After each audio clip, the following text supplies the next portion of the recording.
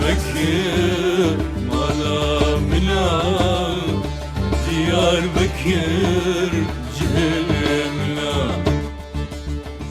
Bajarê Diyarbekir ku ji beriya Zayînê ji sala 2013 ve şaristanî lê zindiye wek malekê hatiye avekirin û dîwarên wê malê bi bircên Diyarbekirê digihîjin hev ku di sala 349 de ji aliyê împaratorê Bizansiyan Konstantinosê Duyemîn ve li dora bajêr hatine bilindkirin. Valla Diyarbakır tüccara şavutiyim Halkın o çarderine Têketina vê malê jî bi deriyan e li çar hawirdorê bajêr deriyên dîrokî li ser rêza bircan hatine avekirin. Bi piranî jî berê van deriyan li kîjan deverê be navê wê deverê li derî hatiye kirin. Deryi ruhay bilinde Deriyê Rihayê jî yek ji wan deriyan e.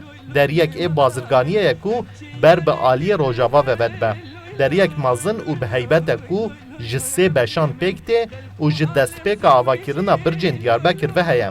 Deriyek dinê dîrokî jî deriyê Mêrdînê ye. Ji ber ku ber bi aliyê Mêrdînê ve vedbe ev navlê hatiye kirin. Dîroknas Doktor Arafat Yaz dibêje deriyê Mêrdînê deriyek girîng ê bazirganiyê ye jî.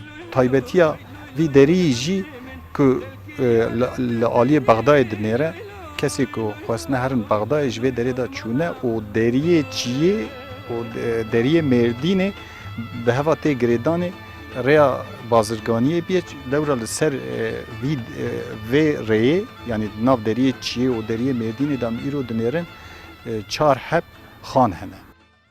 Bircên Diyarbekirê dişibin Masî Mertalekê ku serê Masî Mertalê de keleha Diyarbekirê heye û devê Masî Mertalê jî ji Dîcleyê avê vedixwe û deriyek ê dîrokiyê Diyarbekirê deriyê Dîclê ye ku ber bi xeml û remzên Diyarbekirê çemê Dîcle û baxên Hewselê ve vedibe. Çavkaniyê dîrokî da Mesûdî û erdnîgarê berê ku behs dikin dibêjin Babûlma ya an jî Babûl Hûyê ango deriyê avê deriyê Dîcleyê behs dikin evê derê yan jî di hundirê Kelhê da Kelha hundir da li wê derê derîkî hatiye çêkirinê evê derê wê derê em baş nizanin. Lê ihtimalekî mezin dibe ku evî derî be piştî ku Osmaniya vê derê restore kiribin wî navî lê kiribin dibe ew be. Deryal gazizi çumarın üstünem Deriyekê navdar jî deriyê Çiyê ye ku çend navên din jî ên wek Xerpêt, Elezîz û Ermen lê hatine kirin. Bi mizgefta Merwaniyan ve ye. Ev derî jî ji aliyê bazirganiyê ve girîng e ku wekî gelek derî û berhemên din ên dîrokî di parastina vî derî de jî rola Merwaniyan girîng e ku girîngî dane berhemên dîrokî û xwedî li wan derketine. Em li ber deriyê Çiyê ne berê di çavkaniya da ku havê ku derbas dibe dibên Babûl Cebel ê herî berê Mesûdî da dibe Babûl Ermen ji ber ku ji Diyarbekirê vî alî da aliyê Erxenê wan dera da Ermenî jiyan e gotine Babûl Ermen. O niha ana deriyê Çiyê wekî deriyê Çiyê tê nasînê.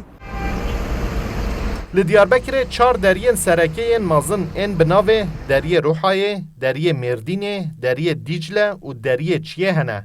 Girêdayî keleha Diyarbekir a di nav Sûrê de jî çar deriyên bi navê deriyê Qesrê, deriyê Guharî, deriyê Veşarî, deriyê Fethê hene. Ji bilî van deriyan du deriyên din ên bo hêsankirina hatçoyê hatine vekirin hene ku Kitederî di sala 1905 de Cuhtederî jî di sala 1960 de hatine avekirin. Li gorî çavkaniyên dîrokî yên kevin û yên nû tê de bi tevahî 4 deriyên Sûrê hene. Mahir Yüksel, Kurdistan 24, Diyarbekir.